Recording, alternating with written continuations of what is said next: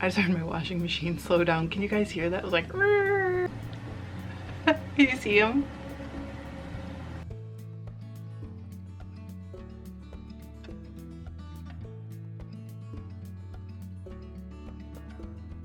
Hi, welcome to Fiber Love Diary. I'm Trish if we haven't met, and if we have met, welcome back. How are you? Oh, my best friend wants to make sure I'm not up here alone. This is a different view of the studio. Drum carter's behind me. That's the inventory wall, and that is my sad vision board that I did not update for 2022, but I figured you can update your vision board anytime you want. It's not really a rule that you have to do it by the first of the year and then keep it for a whole year. You could add things, take things away whenever you want. I have not done it at all yet, but that's okay. It's Monday, and if you know me, you know that means that I've been very busy. I shipped orders, I have washed my sheets, that's part of my Monday, and it is the Monday of the month where I also wash the comforter and the duvet cover, so I'm doing laundry, and I thought, what am I gonna do with the rest of my day?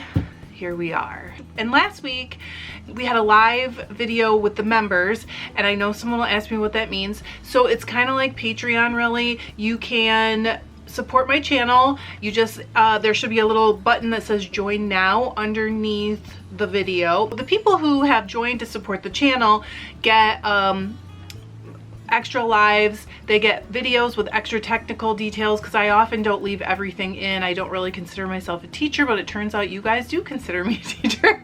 So I put extra technical details and things in videos and re-release them. And then also there will be a monthly Zoom meeting that's live and a giveaway, and I guess that's kind of a lot already, huh? Anyway, if you want to support and become a member, that's how you do it. But in the last members live video, I was making bats for prizes for Tour de Fleece, and we were talking about the possibility of making a gradient bat. So I've been thinking about this for a while. It's actually been on my list of like future videos. I moved it up closer because I felt like I had a braid that was perfect for it also. So in this video, I'm going to take a braid that is space dyed, which means it's dyed in like sections of different colors that repeat.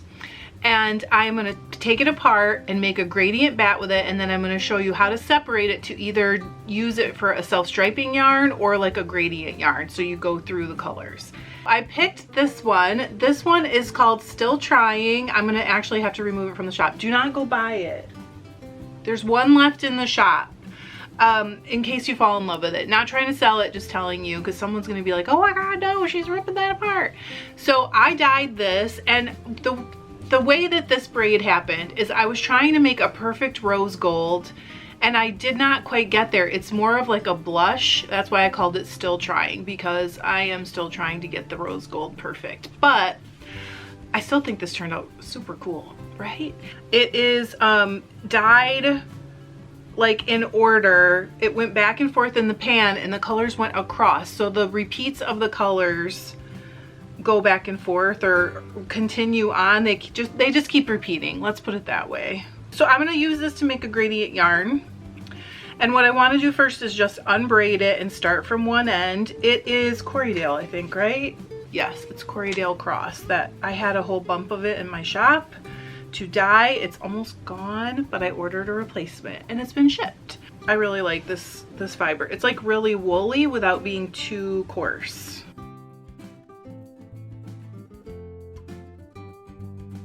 This is what the whole thing looks like. So I'm going to put you down on the work surface, and I'm going to separate this in 5 is kind of what I'm shooting for, but like 4 to 6 different colors. And I'll literally pull off one like staple at a time. So one staple length at a time. So that's like one staple length. I will pull them off one at a time and sort them into, like I said, 4 to 6 different colors. I'll see how they sort of stack up color wise as I go, and I'll adjust it, but you'll be able to see how it goes.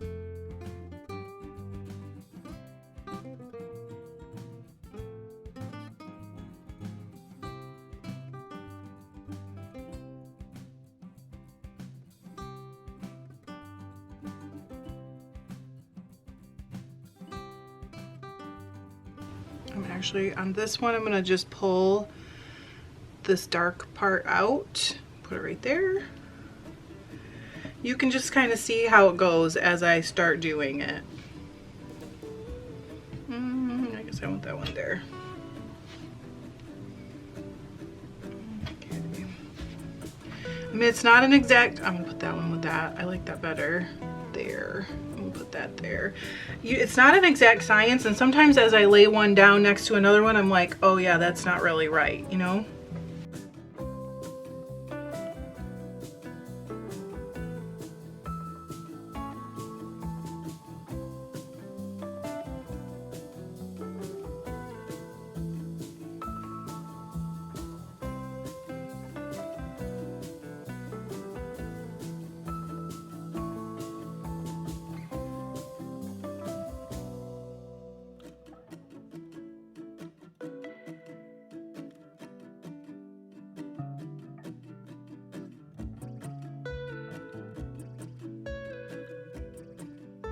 One quick one there, and then maybe one quick one from over here, and then so I ended up with 5 colors, and I think you can really see that some of these could go like between these 2 piles. There's some that could go in here and could go in here, but mainly this has some of the dark, a little bit of the dark on each one, you can see, and then this one might have a little bit of the kind of blue-gray, but it also has more of the dark. This one is mostly dark. You see what I did? Like again, on this one, I'm gonna take some of this brown off and move it to a different section. P.S. There was no brown in this. It's the silver actually mixing with the gray. Not the silver mixing with the blush that makes it look brown. Do I want it? I think I want it in this one.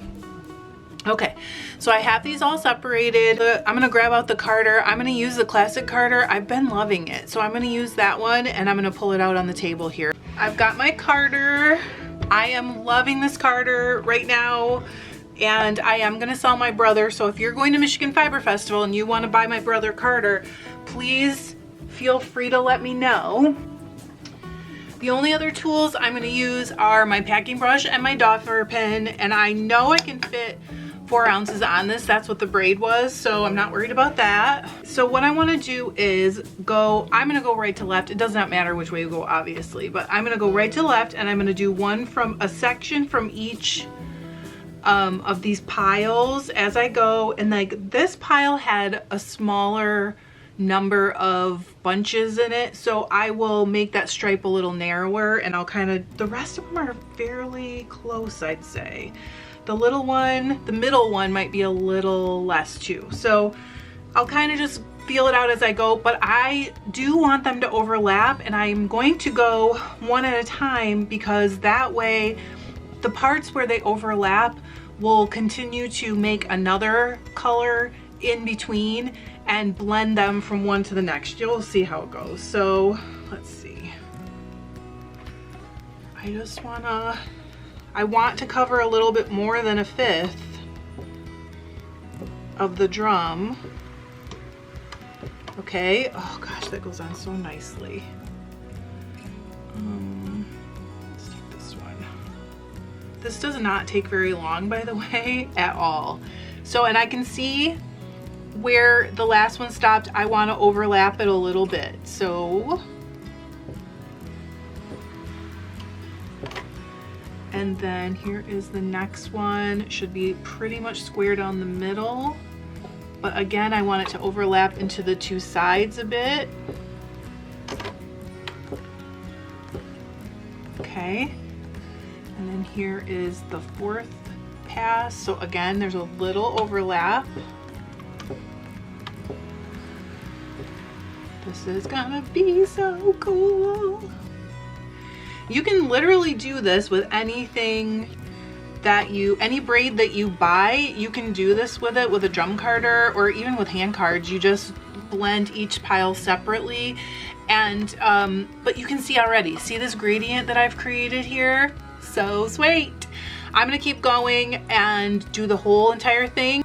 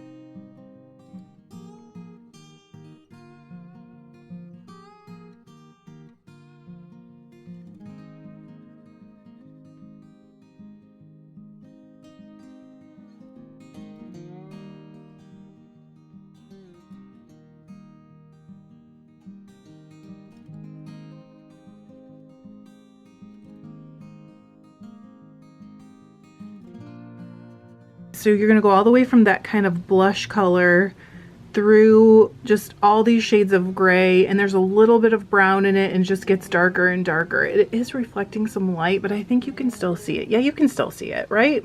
Before I take it off, I should say, if you want to use this to make a self-striping yarn, you can take it right off the drum into rolags and then spin them from the end. So if you take off rolags, I'm going to say you'd probably get about 6 off of here. It just depends on how long and how thick and how big you make them.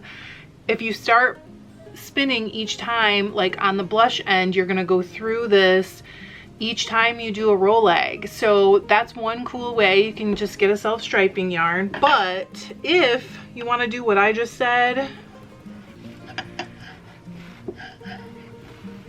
and that's what I'm gonna do. I'm not gonna spin this today because it's just gonna take a while. I want it to be really like perfect. And I won't be able to get it done quick enough. But let's take this off. Let me grab my dowels.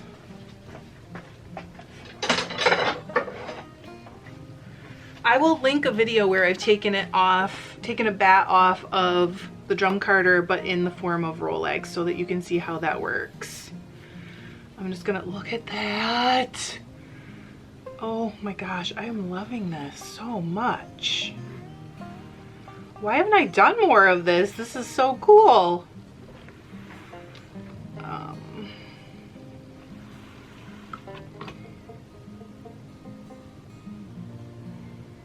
Got a little blue from the last bat I made. Take that off. Nice.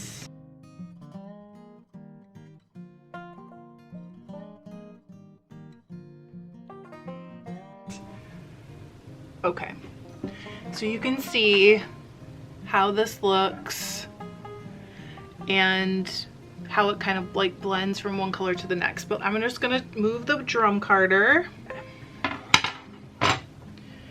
So if I'm going to spin it in a gradient, and yes, I have done this before. I actually was trying to find in my hand spun, I have an example of a bat that was spun this way and I cannot find it, and I know I haven't used it because I've been hoarding it thinking it would make the coolest like woven, well, the coolest warp, because it would just gradually shift through the colors just like this would. This would be such a cool warp, right? So if I'm spinning it that way, what I will do is, you've seen me do it before, I will do the, I'm gonna do it because that's how I want to spin it. So I would start at one end, and you can just pull this into strips.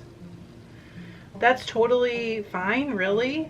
But what I like to do is when I get to the end, almost to the end, I'm pull so you can see it.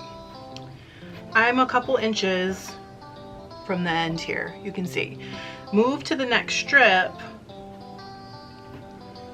and then just pull it the same way, because this will give me a continuous roving.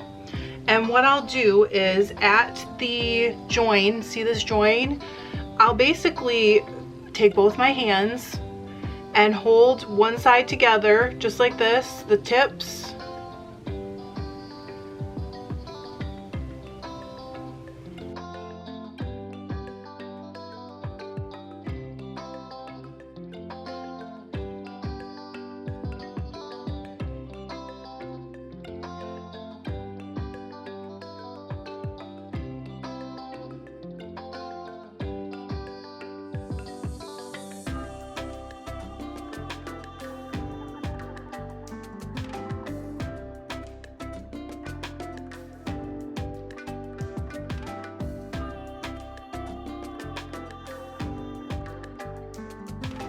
And if you do get it where you've done it too thin and you don't want it to come apart, just layer them over each other and twist it a little bit while you are rolling up your ball. So here, hang on. So it's still got a little bit of twist in that, and that will help it stay together, just like it does for your yarn. You know, that's what helps it stay together, is you put a little twist in it.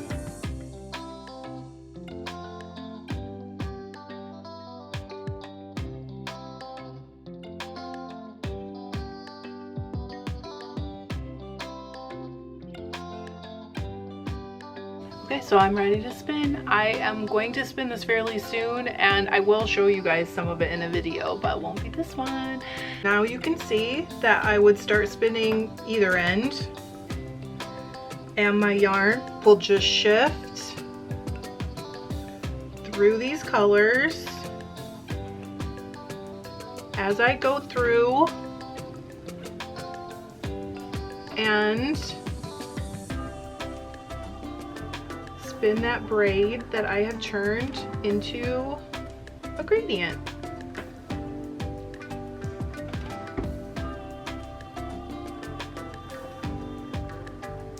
Isn't that cool?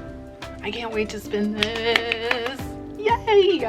So if you were doing this with hand cards, it wouldn't be that different. The only difference is that you would card each section, spin them in end to end, and maybe just blend a few in between. So take like one from the plain blush, one from the next one, mix those together and use those as a transition, or maybe even do that twice. Same with, you know, these two colors, same with these two colors, same with these two colors. I hope this helps give some of you some new ideas. It always gives me more ideas when I do it. I look at the braids on my wall and I'm like, oh my gosh, I could do this to a bunch of you and it would be so cool. So thanks for joining me. I hope you guys have a great week. I will see you live a couple times this week, and then I will also be here on Sunday. I may have to change the time. We have something going on, but I will let you guys know. So I hope you guys have a great week. Thanks. I love you. Bye.